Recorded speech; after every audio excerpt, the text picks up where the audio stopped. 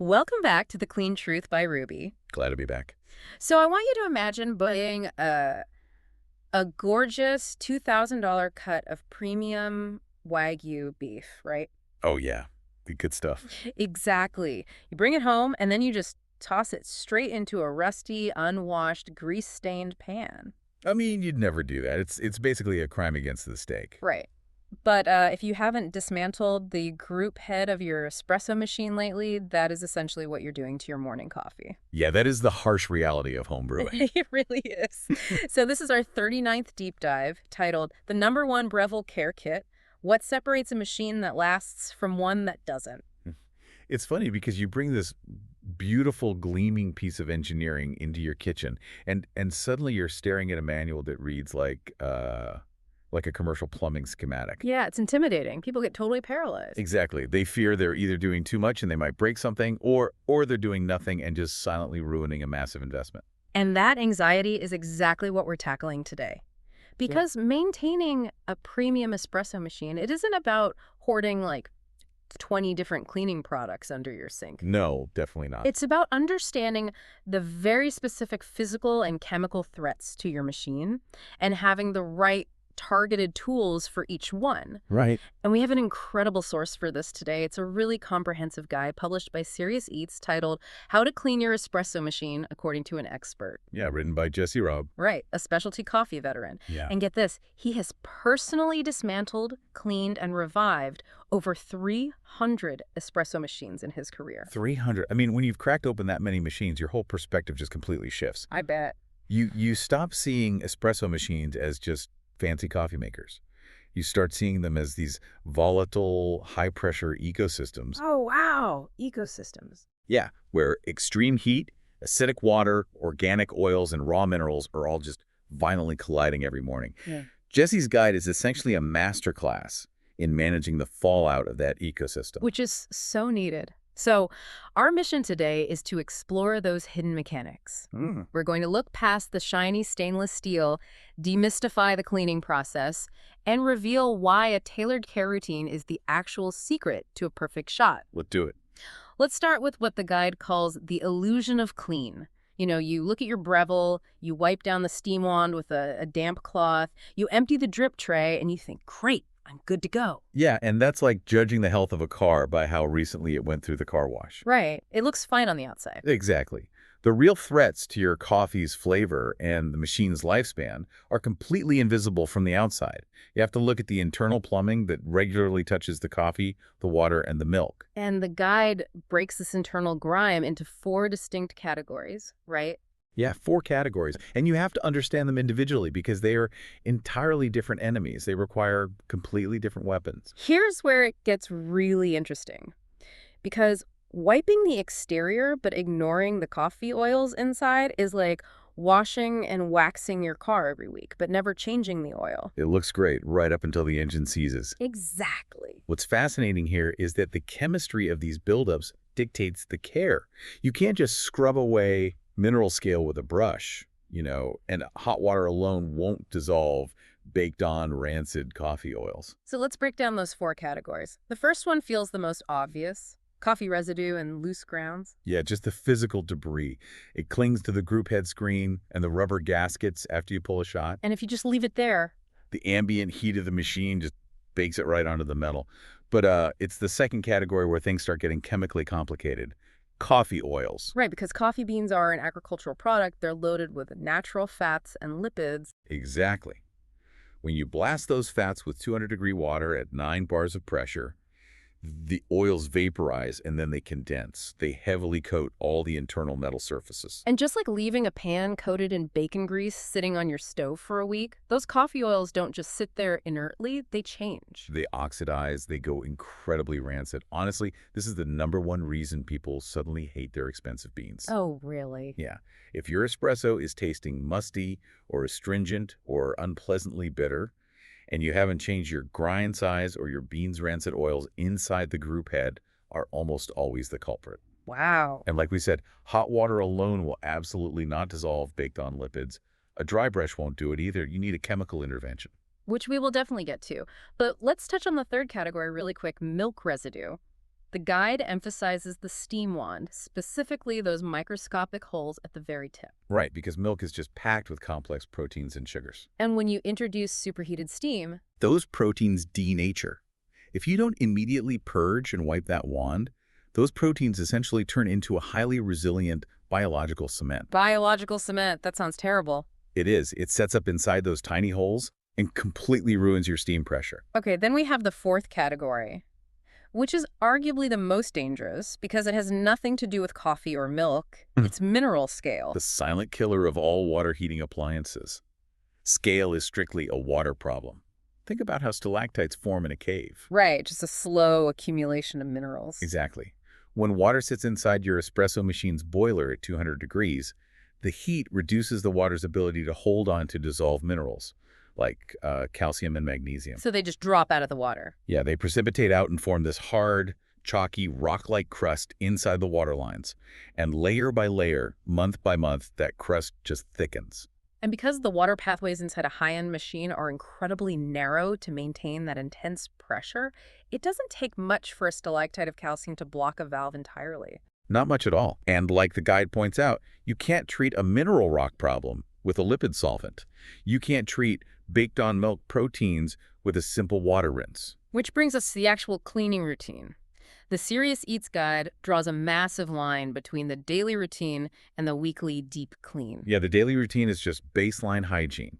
Use a stiff nylon brush, scrub the group head screen immediately after you pull a shot, just to dislodge the physical grounds. And you empty the drip tray, which most Brevilles remind you to do with that handy little pop-up indicator. Wash it with soapy water, put it back. Right, but that's like sweeping the porch. The weekly routine is where we actually clean the house. Okay, let's unpack this. Because the weekly routine is centered around a process called back flushing. Now, taking a screwdriver to my expensive Breville machine and pulling apart metal screens sounds terrifying for the average home brewer. Is this really necessary? If we connect this to the bigger picture, it is absolutely necessary. It's actually about protecting the internal mechanics. Okay, how so? The guide mentions checking your manual first because some entry-level machines literally can't be back flushed, right? Correct. But if you have a premium machine, it's mandatory. It relies entirely on something called a three-way solenoid valve. Right, the solenoid valve. What exactly is that? Well, if you've ever used a cheap $50 espresso maker, you know that when you turn the pump off, coffee just keeps dripping out for another 10 seconds. Yeah, it leaves a watery, muddy mess in the portafilter. Exactly, because the pressure has nowhere else to go. But premium machines use a three-way solenoid valve. When you stop pulling a shot, this valve instantly clicks open. And it redirects all that built-up pressure and excess water backwards. Yes, backwards, away from the coffee, and dumps it straight down into your drip tray. That's what gives you that nice, dry puck of coffee you can just knock right out into the trash. Okay. So backflushing is essentially hijacking that pressure release system for cleaning purposes. It's like holding your thumb firmly over the end of a running garden hose. That's the perfect way to visualize it, yeah. The water pressure builds up behind your thumb, and it desperately needs somewhere to escape. So to backflush, you insert a blank basket into your portafilter, the one with absolutely no holes in the bottom. Right. You drop in a specialized alkaline detergent, lock it into the machine, and turn the pump on for 5 seconds. And the machine forces hot water into that blank basket. The detergent dissolves, but the water has nowhere to go. Exactly. The pressure hits 9 bars. Then you turn the pump off, the solenoid valve clicks, and all that super pressurized, chemically charged water is violently forced backward through the internal piping. Blasting away all those rancid coffee oils in areas you could never reach with a brush. Precisely. The guide recommends a specific cadence for this. 5 seconds on, 5 seconds off, repeated 4 times. And then soaking the metal portafilter components in boiling water and detergent for 20 minutes. But there's a physical step here before you do any of that, right? Yes. Jesse Robb insists you have to take a screwdriver and physically unscrew the metal shower screen from the group head. Which, again, taking hand tools to a $1,000 appliance feels like a recipe for avoiding a warranty. It feels risky until you look at what's hiding behind that screen.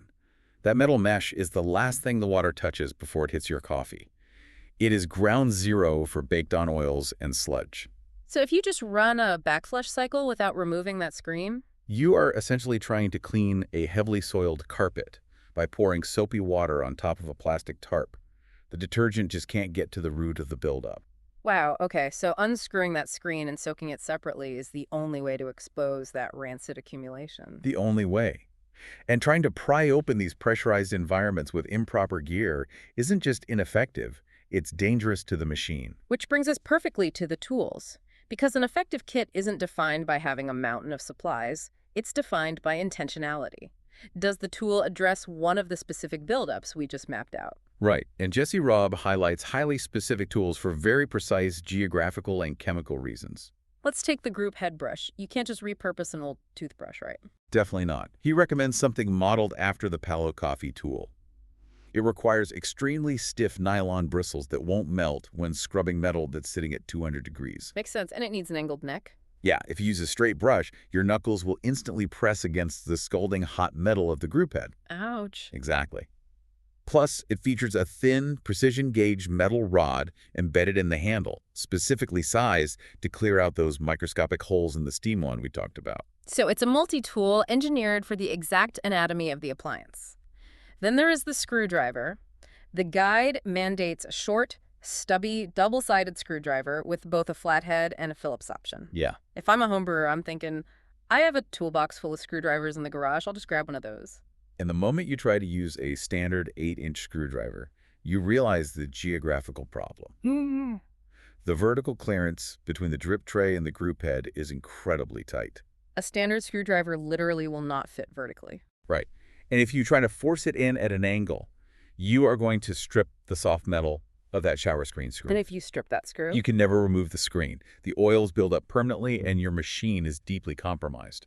A tool designed for that specific tight clearance is an absolute requirement. We also need to dissect the chemical side of the toolkit. The guide recommends espresso-specific formulas like Ernix Cafesa. Essential. But my immediate instinct, and probably the instinct of anyone listening, is to wonder why I can't just use a heavy squirt of Dawn dish soap. I mean, it cuts grease on my frying pans. Shouldn't it work on coffee lipids? Dish soaps are formulated to leave a streak-free shine, often incorporating fragrances, skin softeners, and lingering suds. Oh, no. Yeah, if you put dish soap in a pressurized backflush cycle, you will be drinking lavender-scented soapy espresso for the next month. That sounds awful. So Cafesa is different. Yeah. Very. It's a highly aggressive alkaline formula. It's chemically engineered to break down stubborn coffee lipids on contact. But its most important feature is that it dissolves completely in hot water. So it leaves absolutely zero residue, flavor, or suds behind. Exactly. Speaking of lingering flavors, the guide contains a massive flashing warning regarding descaling. For treating that stalactite mineral buildup, the author is incredibly strict. Do not, under any circumstances, use vinegar to descale your espresso machine. Please don't.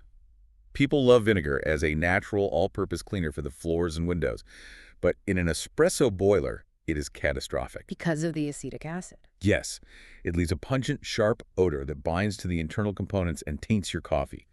But more importantly, acetic acid can be highly aggressive on the specialized rubber gaskets and O-rings that keep your machine pressurized. And if those seals degrade, your machine leaks and loses pressure entirely. Right. The ultimate advice is to prevent scale from forming in the first place by using specialized mineral packets like third-wave water or properly softened water. But if you must descale, you have to use a powder specifically formulated to break down calcium without dissolving your O-rings. Absolutely. So if I skip this specialized toolkit, if I refuse to buy the stubby screwdriver or the angled brush and ignore the specialized detergents, what is the actual tangible risk to my investment? The risk is a brutal financial reality.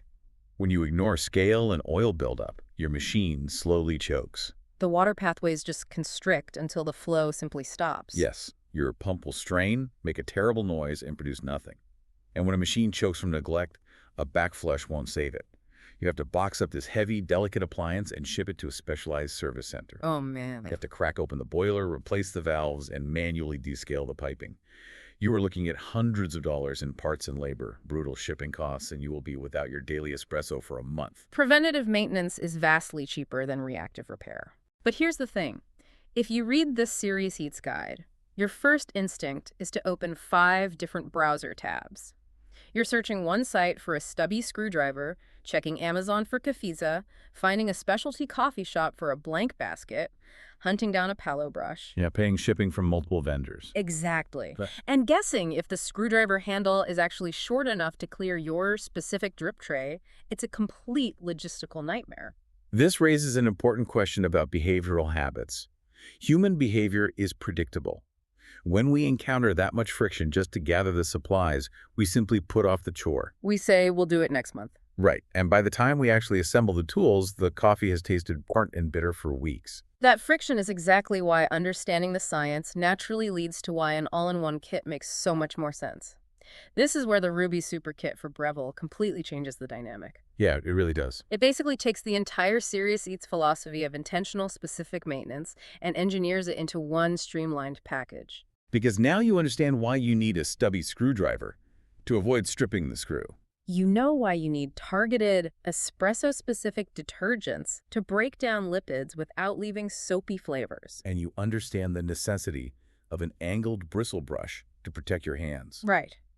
The Ruby Kit just eliminates the browser tabs and the guesswork by combining all these tailored solutions designed specifically for the anatomy of a Breville machine. It shifts the entire psychology of machine care.